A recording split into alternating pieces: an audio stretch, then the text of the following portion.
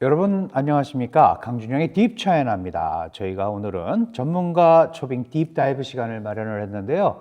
우리에게 경제적으로 가장 가깝고 또 영향을 많이 끼치는 국가가 있습니다. 바로 중국입니다.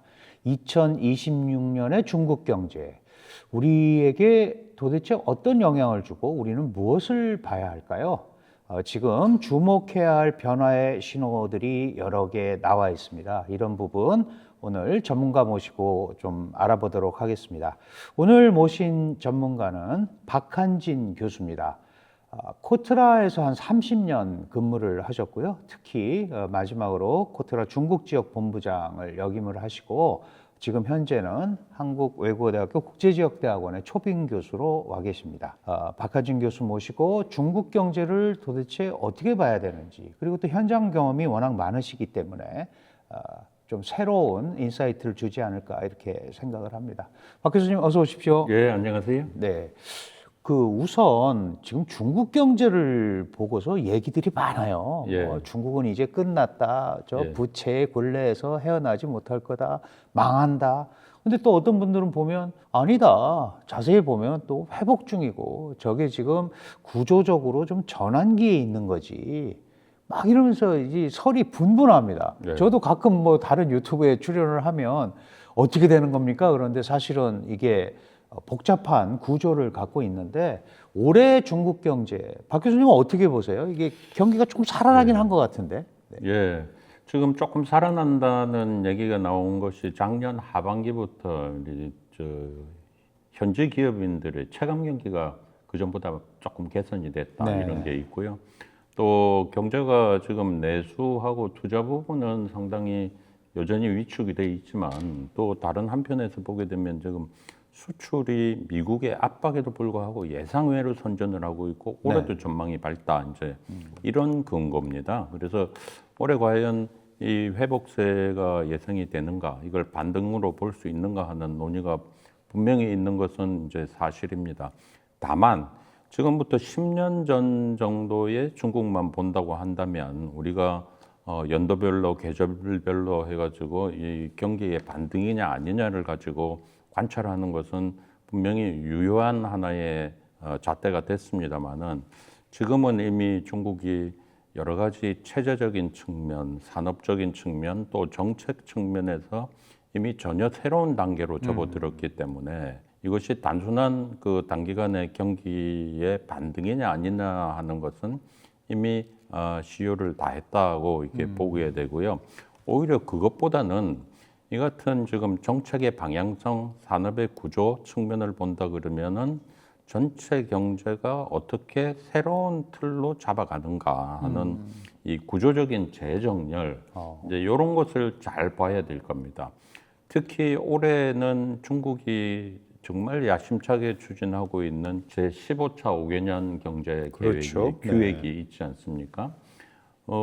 과거가 다른 점이 분명히 있습니다. 신산업 중심이고요. 그래서 앞으로 이제 5년 전개될 중국의 새로운 변화의 시작을 알리는 것이 2026년입니다.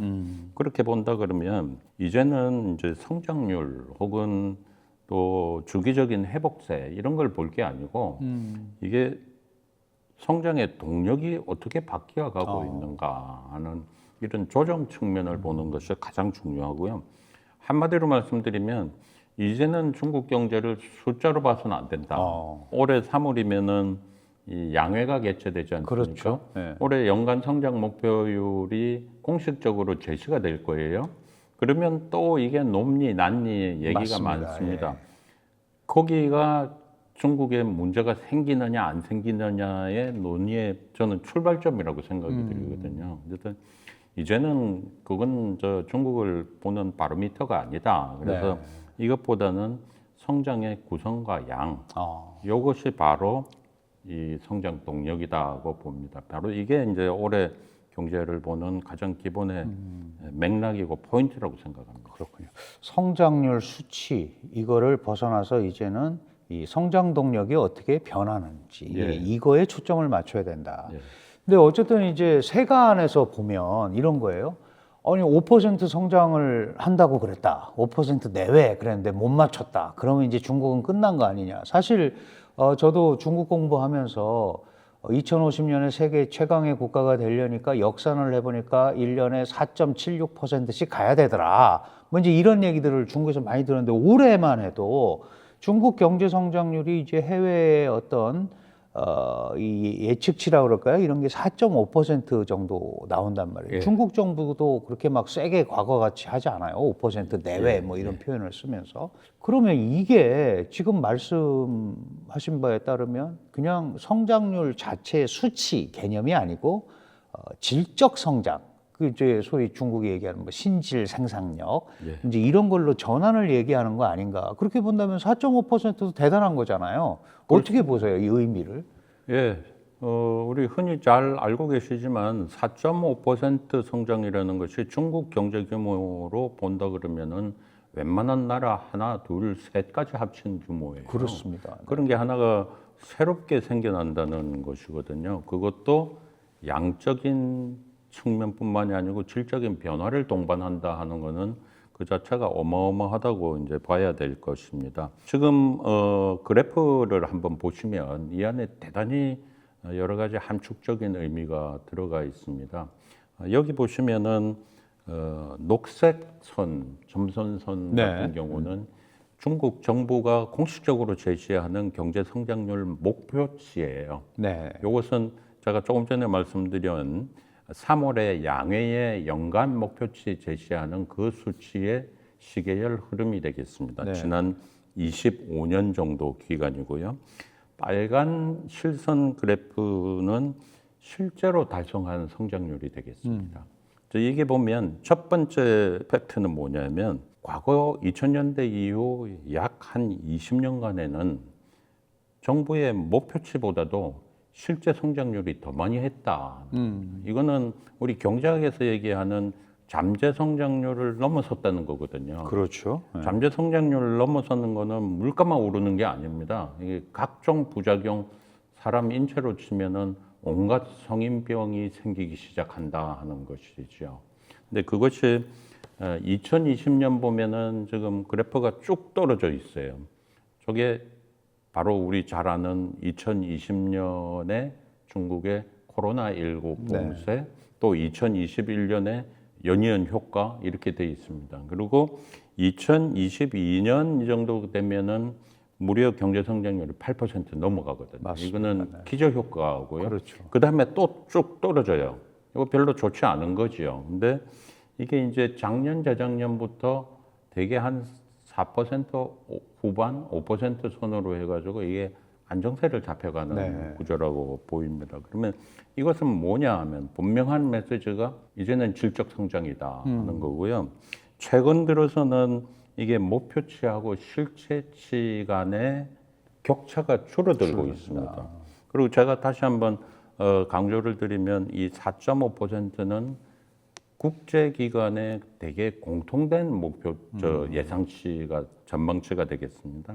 중국 정부는 아마 올해도 되게 한 약 5% 말씀하셨던 그렇죠. 대로 네. 그렇게 발표를 할 것 같은데요. 그러면은 별로 차이가 안 나거든요. 네, 네. 과거에는 이게 엄청나게 그 해외 시각, 중국 목표치가 차이가 많이 났었는데 이제는 별로 차이가 안 납니다.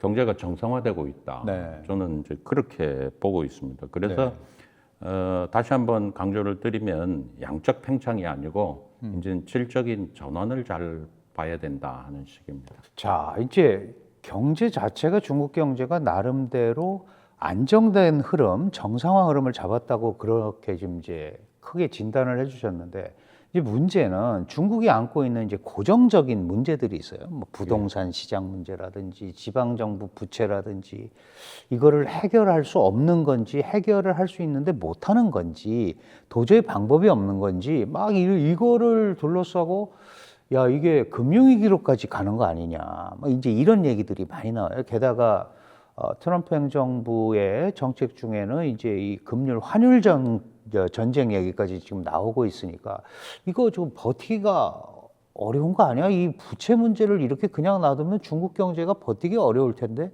이게 결국은 뇌관이 될 텐데 그래서 여기에서 출발해서 중국 경제를 아주 비관적으로 보는 시각도 있거든요. 그 부분에 대해서 박 교수께서는 어떻게 이해를 하고 계십니까? 그게 아마 특히 지난 2008년에 미국발 그 세계적인 금융위기를 몰고 갔던 그 서프라임 모기지 거기에 대한 기억이 있기 때문에 또 그럴 네. 수도 있을 겁니다. 하나의 문제가 생기면 거기서부터 어마어마한 이제 도미노 현상이 예상될 수도 있다고 이렇게 보는데요. 이 중국의 부채 문제라는 것은 사실은 중앙 정부는 부채 문제가 아무런 문제가 될 게 없습니다. 문제는 이제 지방 정부의 부채가 문제고요. 지방 정부 부채는 결국은 이제 투자에서 생기는 거고, 그 투자의 대부분은 이제 부동산 난개발이라는 네. 것이거든요. 그래서 이 문제가 전국적으로 오랜 기간 동안 약 한 20년 쌓여온 문제이기 때문에 20년 동안은 부동산으로 가지고 성장 동력을 삼았다는 말이죠. 그렇죠. 그리고 그걸 돌리기 위해서는 부채로 돌렸다는 이제 연료가 부채였다는 이제 이런 얘기입니다. 그러면 20년 쌓여온 낡은 묵은 병을 하루아침에 고칠 수 있는가 하는 거는 절대 불가능하다고 생각이 네. 들고요. 저는 이 부채와 부동산 문제를 팽팽하게 불어터진 이 풍선이라고 생각을 합니다. 이거 잘못 건드리면 빵 터져버리죠. 터지니까. 이게 이제 바로 이제 정말 폭발하는 거고요.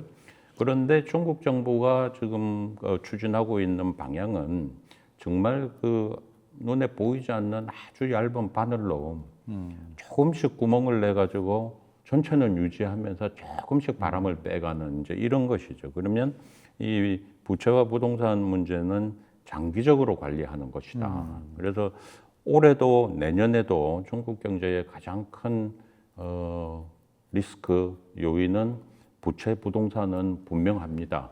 다만 이것이 관리 가능한 범위 내로 이미 들어왔다는 것은 지난 3, 4년 동안의 부동산 정책이 경제를 안정화시켜 왔고 또 전체 경제에서 차지하는 부동산의 비중은 과거에는 25% 정도까지 봤거든요. 근데 지금은 이게 대개 한 17, 8% 정도로 내려온 것으로 여러 시각에서 보고 있습니다. 네. 그렇다 그러면 이게 이제 오랜 기간에 걸쳐서 점진적으로 내려가는 거 아닌가. 구체적으로는 이게 지방정부에서 그 사이에 LGFV라고 해가지고 맞습니다. 발음이 어렵죠. 이게는 이제 특수 목적을 위해서 금융을 조달하려고 만든 이 회사가 바로 LGFV입니다. 근데 이거는 지방정부는 함부로 채권을 발행을 못하게 돼 있어요. 네. 그래서 그 대신에 자금 조달을 할 수 있도록 숨통을 터준 게 이제 이 부분인데 문제는 이게 이제 공식 부채하고 상관없이 돌아갔다는 거죠. 그래서 이제 그거를 이제는 중국 중앙정부, 재정부에서 이 하나의 국 단위를 만들어 가지고 이 전체 부채를 지금 통제를 하고 있습니다. 그래서 그런 중앙정부의 노력이 있고 또 하나는 지금 단기간 내에 그 금리가 굉장히 높은 단기채, 고금리 이런 것을 지금 장기간에 걸쳐서 장기채로 전환하는 이제 이런 부채의 질적 구조조정 또 이런 거 또 그다음에 새로운 부동산 부채가 늘지 않도록 강력하게 통제하는 이제 이런 조치들을 하고 있습니다. 그래서 장기간에 걸쳐서 그 안정화 단계로 갈 것으로 봅니다. 긍정적으로 보시는데 사실은 이제 질서 있는 구조 조정 뭐 이런 걸 택했다 이렇게 얘기를 하는데 그럼에도 불구하고 부채가 이렇게 많으니까 이거는 언제 터질 수 있는 거 아니냐. 이 지금 말씀하신 LGFV 같은 경우에 이제 우리가 대표적으로 그림자 금융 뭐 이렇게 이제 표현을 쓰는데 실제로 이런 게 얼마나 영향을 끼치고 위험한지 좀 그냥 간단하게 한번 짚어주시면. 이 그림자 금융이라고 왜 그림자 금융이라고 하는가 그걸 말씀을 드리면은요. 공식 부채 규모는 어느 지방 정부나 장부상에 다 기재가 대차대조표상에 올라오게 돼 있습니다. 그런데 이 LGFV로 나온 이 금융 조달 규모는 거기서 적혀 있지 않는 거예요. 별도 장부에 적혀 있는 겁니다. 그러니까 공식적인 통계를 속으로는 알고 있어도 밖으로 알 수 없는 겁니다. 과연 그러면 규모가 어느 정도 될까? 추정치가 있습니다. 중국 정부의 공식적인 부채 규모는 지금 약 한 30조 위엔 정도 될 걸로 생각을 하고 있습니다만은 여러 기관의 추정치를 합쳐 보니까 대개 LGFV로 인한 이 부채는 60조에서 80조 위엔 정도 된다. 훨씬 넘어선다는 것이죠. 네. 그래서 이제 이 문제는 하루아침에 줄일 수는 없고 구조조정을 해가는 것이 가장 자선책이 이제 될 것으로 생각이 됩니다. 그래서 앞서 제가 말씀드렸던 정부의 강력한 통제 이런 것 때문에 이제 점진적으로 내려가고 있는데 다만 이 와중에서 지방 정부의 재정적인 압박은 상당 기간에 걸쳐서 완화는 되더라도 해소되기는 힘들 거다고 이렇게 봅니다. 그런 거 계속 뇌관으로 있을 수는 있는데 이제 어떻게 관리를 하느냐 이제 이게 예. 포인트인데 문제는 그럼에도 불구하고 중국이 선택과 집중 이런 걸 통해서 새로운 성장 동력을 삼고 있는 게 있어요. 그게 아무래도 이제 올해 우리가 관심을 가져야 될 것 같은데 뭐 제조업도 이제 첨단으로 가고 해외로 계속 나가려고 하고 또 내수 얘기를 많이 한단 말이에요. 예. 좀 중국 정부 의도대로 안 가지만 이런 신성장 동력이 올해 어느 정도 좀 기능을 할 수 있을까? 어떻게 보세요?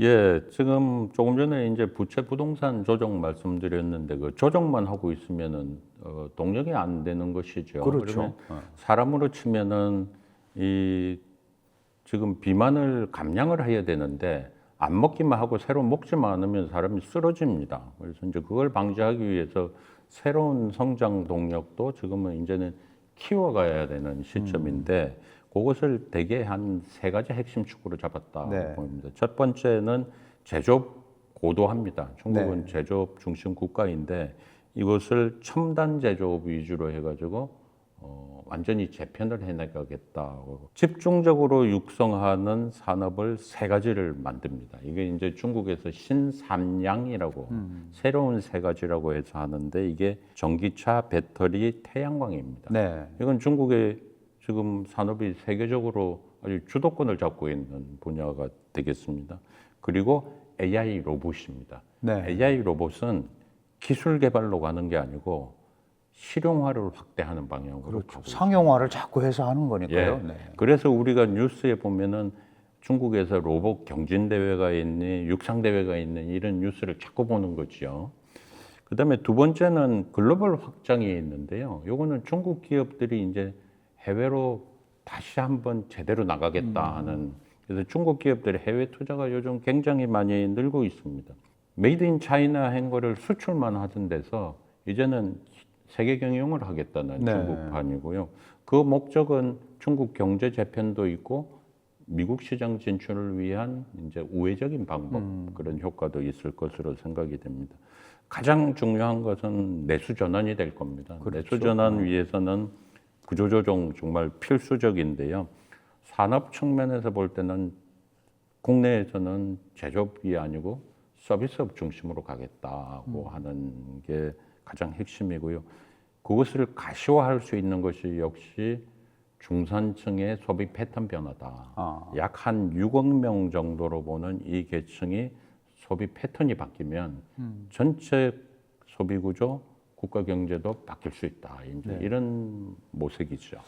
그러니까 제조업의 고도화, 글로벌 확장, 내수 전환 이게 이제 올해 중국 경제를 끌고 갈 수 있는 이제 핵심 축인데 사실은 이제 한국의 입장에서 보면 지금 말씀하신 것 중에 여러 가지가 있습니다만 이제 중국 기업의 글로벌 진출이라든가 이런 것들이 직접적 영향을 주지 않겠어요? 뭐 우리도 지금 중국에 전기차 업체가 들어와 있고 뭐 알리, 테무 이런 건 이미 거의 일상화된 수준으로 지금 많이 와 있단 말이에요. 이런 것들이 이제 한국 경제에 깊숙한 영향을 줄 것 같은데 이거는 이제 저희가 좀 더 자세히 알아볼 겁니다만 그 전에 중국 기업이 어떻게 글로벌을 진출하는지 큰 흐름 이거를 또 이해하는 게 중요할 것 같아요. 어떻게 보세요? 예, 지금 그 화면에 보시는 것을 보면 중국 기업의 글로벌 진출을 고잉 글로벌 3.0이라고 했습니다. 네, 왜 3.0인가를 말씀을 드리면 첫 번째 1.0 단계는 저가의 중국 상품을 많이 수출하는 단계. 네. 차이나 쇼크 1.0 그랬었어요. 저희가 맞습니다. 옛날에. 2.0 단계는 가서 M&A 많이 하던 시기입니다. 우리가 기억하기로 대개 한 2010년대 정도로 네. 기억하는데요. 그때는 해외에 가서 기업들을 막 사들입니다. 여러 가지 문제가 많이 생겼죠. 쭉 나왔죠. 이번에 다시 나가는 거는 제조업, 핵심 제조업 역량을 중심으로 해서 해외를 나가겠다 하는 이제 그런 게 되겠습니다. 벌써부터 중국 기업들이 상장사들의 해외 매출이 지금 큰 폭으로 늘었고 네. 또 이제 투자 쪽을 한번 말씀을 드리면 투자는 외국인 투자가 들어오는 게 있고 자국 기업이 나가는 게 있거든요. 네. 지금 보시는 그래프가 그쪽입니다. 1번 그래프는 상장사들의 이제 해외 매출 규모가 되는데요. 그럼 뭐 이제 지금부터 약 한 20여 년 전에는 거의 없습니다. 네. 연락 사무소 위주로 갖고 하다 보니까. 근데 2024년 기준으로 보게 되면은 15조 위엔이 됐다. 네. 몇 배 늘었다고 잴 수 없을 정도로 이렇게 달라져 버린 것이죠. 두 번째 오른쪽 그래프에 보시게 되면은 투자 방식이 역정됐다 하는 것은 뭐냐면 우리가 종래 중국은 세계 최대의 외자 유입 국가다. 제조업 유치 국가다 이러고 했었잖아요. 근데 2023년도 세계은행 통계를 보니까 이미 중국은 세계에서 외자 유치하는 순위가 10위로 떨어졌어요. 깜짝 놀랄 정도로 떨어지는 네. 겁니다. 반대로 지금 이 그래프에서 보시는 연한 저 분홍색이 있지 않습니까? 네. 아웃플로 이게 바로 이제 중국 기업이 해외에 나간 그래프입니다. 요거는 대개 2023년부터 치고 올라가 버렸습니다. 지금 현재 중국은 해외 투자를 많이 하는 산업에 해외 투자 많이 하는 국가 순위가 6위로 올라가 버렸습니다. 이게 무엇을 의미하느냐? 이제 중국이 정말 세계 경영을 하려고 그러는구나. 그래서 이런 변화는 조금 전에 뭐 말씀하셨던 이제 한국 포함해서 여러 해외 국가의 또 새로운 위협 요인이 될 수 있죠. 네. 자, 이제 오늘 저희가 2026년의 중국 경제 흐름을 한번 봤는데 주목해야 될 변화의 신호들이 몇 개 됐습니다. 단순하게 뭐 경기가 살아났다, 성장률이 올라갔다 뭐 이런 개념이 아니고 경제 체질의 근본적 전환을 지금 추구하고 있고 그런 과정이 벌어지고 있다.